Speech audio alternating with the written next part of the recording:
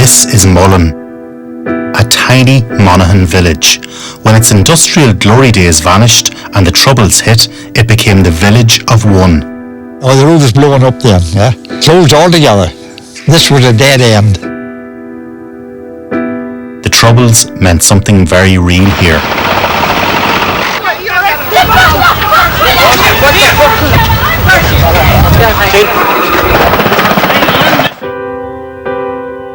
You come out at night, you look back up the street and your own window was the only place there was a light in. This is 90-year-old Seamus Mulligan. When the border closed in 1973, he would later become the village's sole resident. You could sit in the middle of the road all day and you wouldn't have to move. Take the paper out and read the paper. This was a dead end. I used to have people come around here at 12 o'clock at night knocking on the door. How the hell do you get out of this part of the country? Because all the roads lead to the border from here, you know, and they were all closed. The yard used to take the census years ago, and I remember asking one of the yards, for the townland of Mullen and the village here, he said there'd be about 180 people here at that time. Well, the road closed and nearly moved everybody. I stayed on. This little village has a big history. It grew up around a Victorian-era flax mill. Workers lived in the adjoining houses. Through time, the flax mill was replaced by a shoe factory. With the decline of that enterprise and the closure of the border, the community was decimated until the entire village was bought in 2002. Well, the village was for sale for a long time, that I hadn't looked at it, and then I suppose it's fair to say the wife pushed me a bit, and bought the village that time. The factory space, is fair to say, was the main attraction, because the factory was in reasonably good shape. The houses, apart from the one that Seamus was looking after, was in very poor shape and pretty much derelict. And the thought process was that we'd try and restore it, conserve what was there as a village. We built a few new houses. I think it needed that for a bit more population, and the factory has turned into a good business now. That factory is Mullen Lighting. It opened a decade ago in the old shoe factory. It now exports designer lights across the world, and it has resurrected the local community. Mullen Lighting was established here in this room that we're sitting in at the moment. It's kind of grown from one employee in 2009 to now having about 65 employees working here now. We currently export to about 55 countries across the world.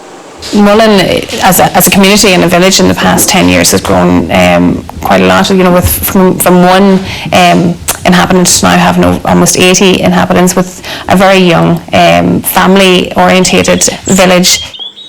So from the children through to those who are from other European countries, we don't see a border, even though we're only a couple of 100 metres from it. We don't see a border. We just see Mullen as a village with a very multicultural environment. When your home and place of work are just a few hundred metres from the border, the spectre of Brexit weighs heavy on the community.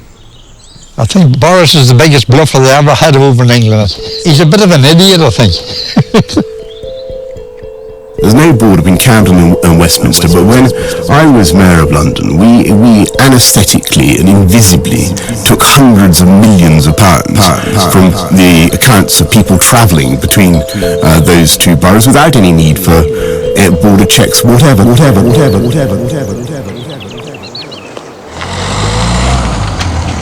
As we run our business, we actually have to cross the border several times on a daily basis, so that's just to maintain the status quo, not including what our employees have to do. So if borders and patrols and controls came into place, it would definitely impact us as a business.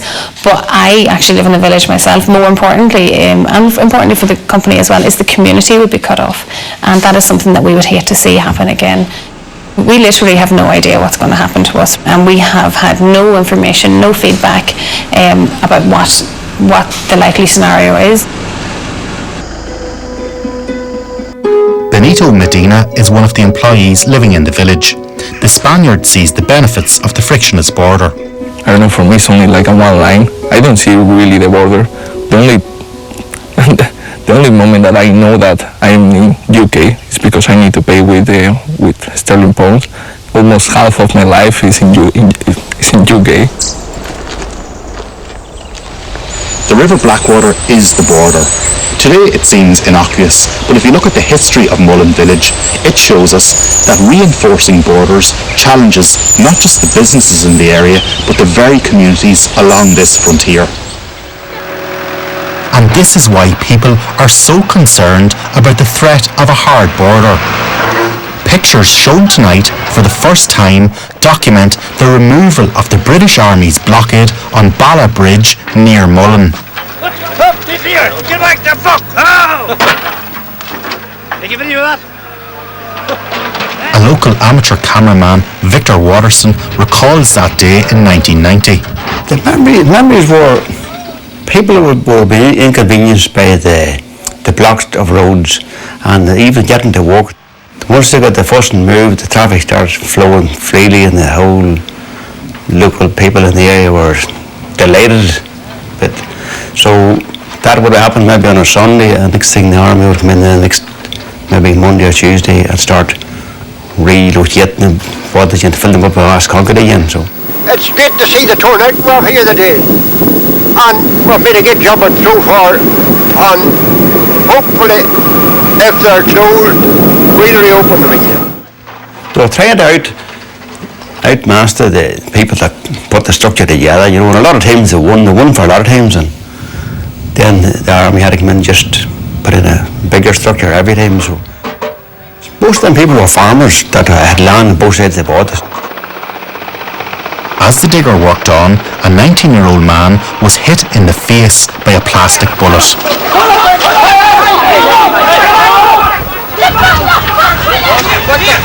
Those present claimed it was fired by the RUC from a helicopter.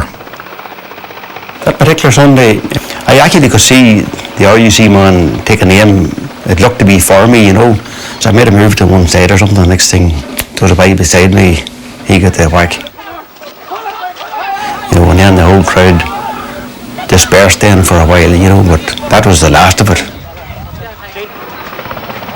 For us here in Monaghan, we wouldn't have been used to this at all. Like people in Belfast and all that would have been used to that day in, day out. We weren't used to it.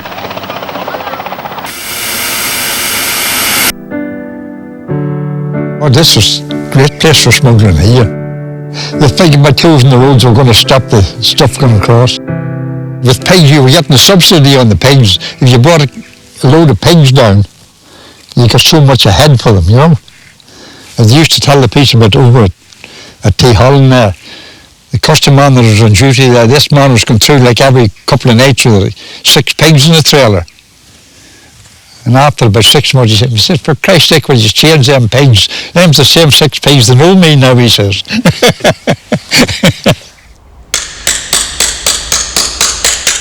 This design that came from an old gold brooch, it was found in Clones in the 1800s, that it worked very well in terms of symbolism of peace, with having our 2 communities and the bridge in between.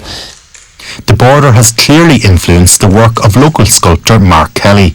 Game of Thrones is among the major TV and film productions he has travelled to Belfast to work on in recent times.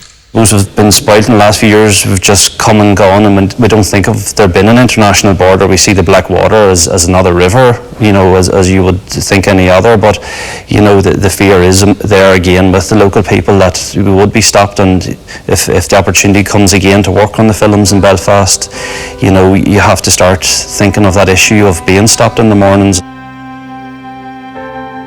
Formerly the village of One, Mullen has been transformed. A resilient community that fears a hard Brexit will see a return to a hard border.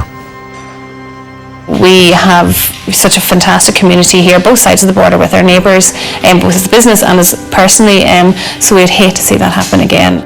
I can't understand the English people now, like, letting one man like that come into the government and closing the government down for 5 weeks.